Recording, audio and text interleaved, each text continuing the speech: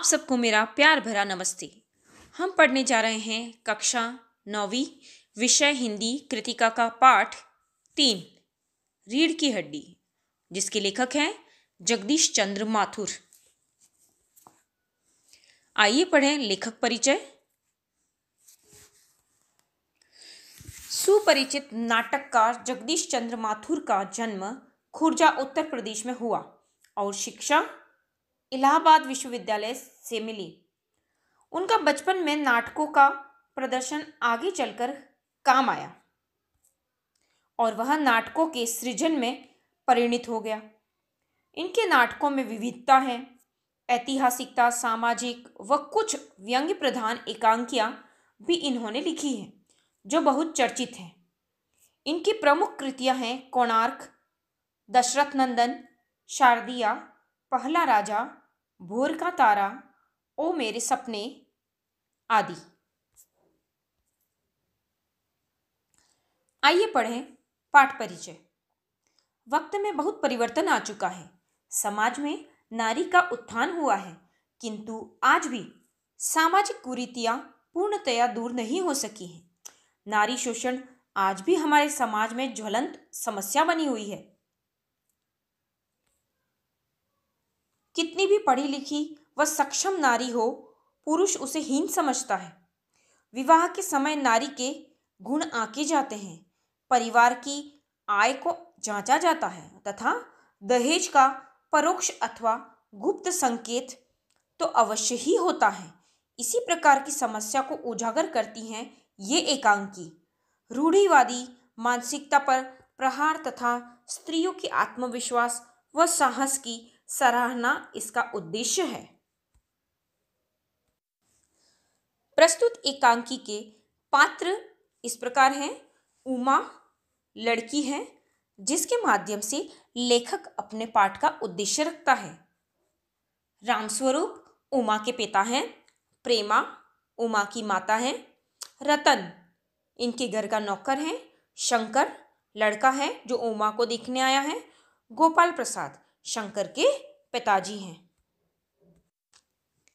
रीढ़ की हड्डी एकांकी के माध्यम से लेखक ने समाज में लड़का लड़की के बीच मौजूद भेदभाव को दर्शाया है।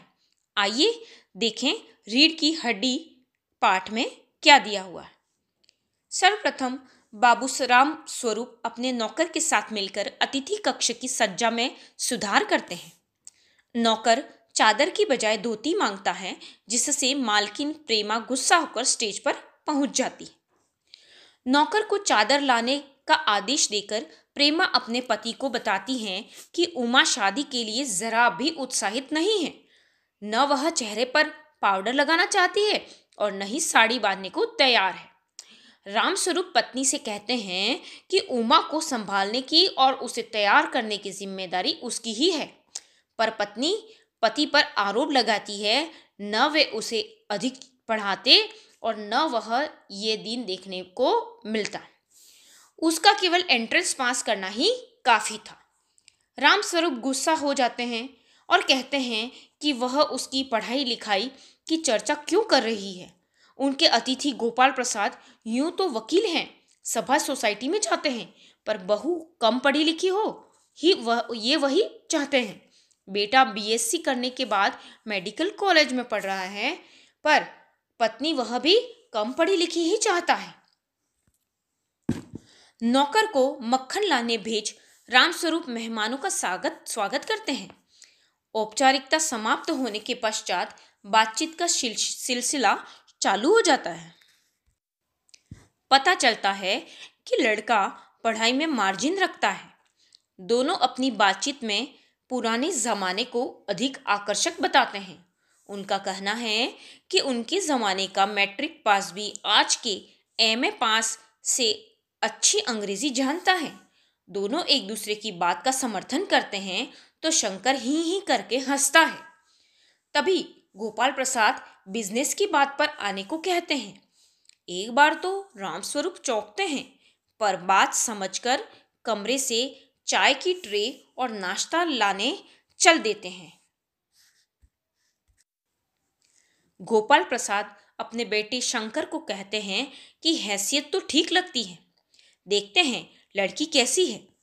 साथ ही शंकर को अपनी रीढ़ की हड्डी यानी बैकबोन सीधी करके बैठने को कहते हैं। रामस्वरूप आते हैं और वह किसी मुद्दे पर कहते हैं कि रामस्वरूप कहते हुए कहते हैं कि हमारे ज़माने में खूबसूरती का तो सवाल ही नहीं उठता था। वह शंकर से पूछते हैं कि शादी तय करने में खूबसूरती कितनी मायने रखती है। इसका उत्तर गोपाल प्रसाद देते हुए कहते हैं कि लड़की का खूबसूरत होना निहायत ज़रूरी है, चाहे वह पाउडर लगाए या तरीके अपना अलग अलग तरीके अपनाए अपने आप को सुंदर दिखाने के लिए। लेकिन लड़की ज़्यादा पढ़ी लिखी होने पर उसके नखरे कौन सहेगा। शंकर भी इस बात का समर्थन करता है, बस अधिक से अधिक 10वीं पास होनी चाहिए। इसके लिए गोपाल प्रसाद जी तर्क देते हुए कहते हैं कि लोगों का कहना है कि लड़कों को बीए एमए करवाया है तो बहू भी ग्रेजुएट लीजिए। अरे मैं कहता हूँ दोनों की क्या बराबरी, मर्दों का काम है पढ़ लिख कर काबिल होना। ये कहते हैं गोपाल प्रसाद जी।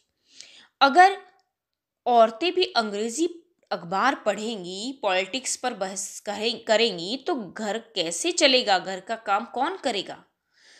रामस्वरूप जी, शेर के बाल होते हैं शेरनी के नहीं, मोर के पंख होते हैं और मोरनी के नहीं।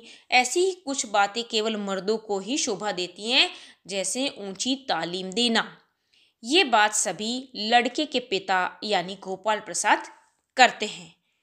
फिर सादे कपड़ों में उमा का प्रवेश होता है। उसके हाथ में पान की तश्तरी है। वह तश्तरी अपने पिता को देती है। उसी समय उसका चेहरा ऊपर उठ जाता है और नाक पर रखा सोने की फ्रेम वाला चश्मा देख पिता पुत्र चौंक जाते हैं। राम स्वरूप उनकी मंशा जान बहाना बनाते हैं कि पिछले महीने इसकी आंखें दुखनी आ गई थी, इसके कारण इसको चश्मा लगाना पड़ा। गोपाल प्रसाद जानना चाहते हैं कि कहीं पढ़ाई के कारण तो यह चश्मा नहीं लगाए, लेकिन राम स्वरूप यह मना कर देते हैं और बहाना बना देते हैं। गाने बजाने के बारे में पूछने पर उमा सितार उठा मेरे तो गिरधर गोपाल दूसरा न कोई भजन सुनाती है। तभी उसकी आंखें शंकर से मिलती हैं। वह गाते गाते रुक जाती हैं। गोपाल प्रसाद पेंटिंग और सिलाई की जानकारी लेते हैं और इनाम वगैरह जीतने की बात करते हैं, लेकिन उमा चुपचाप सुनती रहती है। गोपाल प्रसाद के यह कहने पर कि उमा को बोलना चाहिए, उमा दृढ़ स्वर में कहती हैं, क्या जवाब दूं बाबूजी? जब कुर्सी मेज बिकती हैं तो दुकानदार कुर्सी मेज से नहीं पूछता, सिर्फ खरीदार को दिखला देता है। पसंद आ गई तो अच्छा है, वरना ठीक। वह आगे कहती हैं, जरा इन महाशय से पूछिए कि क्या लड़कियों के दिल नहीं होते, क्या उन्हें चोट नहीं लगती? उमा गोपाल प्रसाद से कहती हैं, और आप इतनी देर से नाप तोल कर रहे हैं, जरा अपने इस साहबजादे से पूछिए कि अभी पिछली फरवरी में ये लड़कियों के हॉस्टल के इर्द गिर्द क्यों घूम रहे थे और वहां से कैसे भगाए गए थे। गोपाल प्रसाद पूछते हैं कि क्या तुम पढ़ी लिखी लड़की हो? उमा, हाँ मैंने बीए पास किया है, कोई चोरी नहीं की, न ही आपके पुत्र की तरह ताक झांक कर कायरता दिखलाई है। मुझे अपने मान और इज्जत का ख्याल है। आपके बेटे को तो नौकरानी के पैरों पर पड़ मुंह छिपाकर भागना पड़ा था। जैसे ही गोपाल प्रसाद छड़ी उठाने को तैयार होते हैं, उमा उन्हें और चिढ़ा देती हैं, घर जाकर यह पता लगाइएगा कि आपके लाडले बेटे के पास रीढ़ की हड्डी है भी या नहीं, यानी बैकबोन। बाबू गोपाल प्रसाद चेहरे पर बेबसी का गुस्सा लिए और शंकर रुलासापन लिए बाहर चले जाते हैं। रामस्वरूप धम्म से कुर्सी पर बैठ जाते हैं। प्रेमा भी घबराहट की स्थिति में वहां आती हैं। तभी रतन मक्खन लेकर लौटता है। सभी लोग उसकी ओर देखते हैं और पर्दा गिरता है। धन्यवाद।